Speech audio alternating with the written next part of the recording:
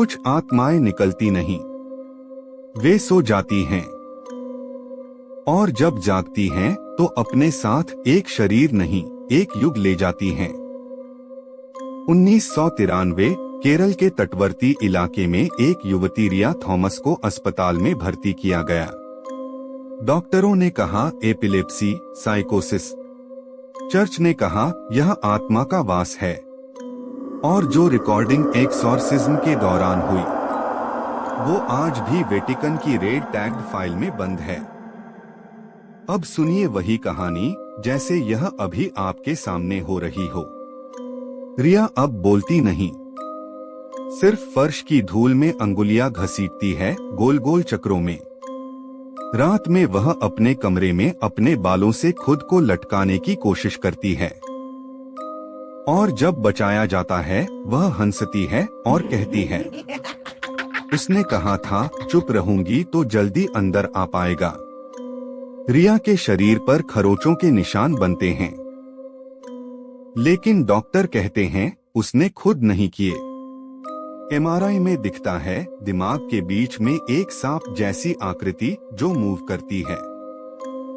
Father Joaquin जब रिया से पहली बार मिलता है वह शांत है, मगर जब वह प्रार्थना बोलता है रिया अपनी आंखें पलट लेती है और बिस्तर पर लेटे हुए धीरे धीरे 2 फीट ऊपर उठती है।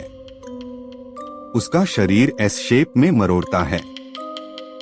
उसकी आवाज भारी पुरुष जैसी होती है।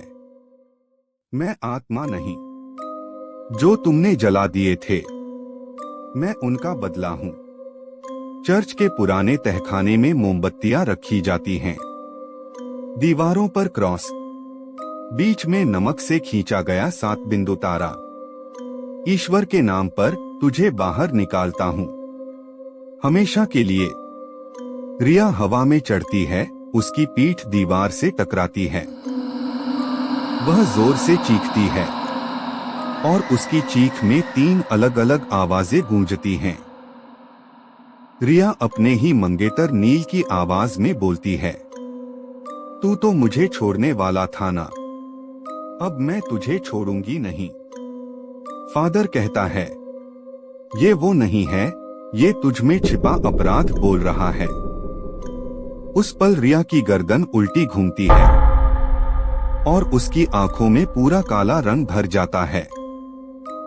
जब सिस्टर एलिजा पवित्र जल छिड़कती है, रिया जोर से चिल्लाती है और फर्श फट जाता है। लाल धुआं बाहर आता है और पीछे दीवार पर उभरता है।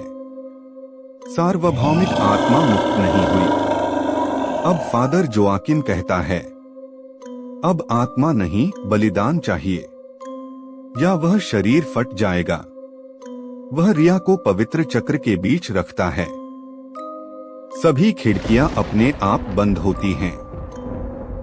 एक एक करके मोमबत्तियां बुझती हैं। रिया एकदम शांत हो जाती है, फिर अचानक चीखती है और बिस्तर पूरे कमरे में उड़ने लगता है। उसका शरीर तैरता है, उसके हाथ हवा में उलझते हैं और वह रोती है, हंसती है, गाती है, एक साथ।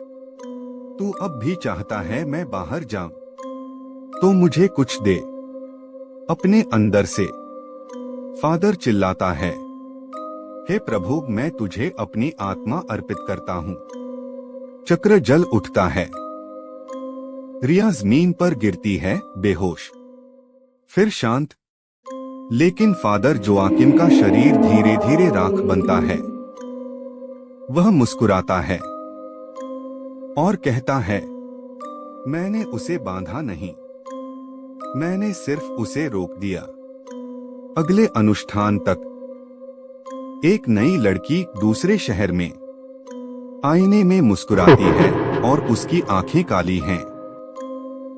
शैतान कभी नहीं जाता, वह बस जगह बदलता है।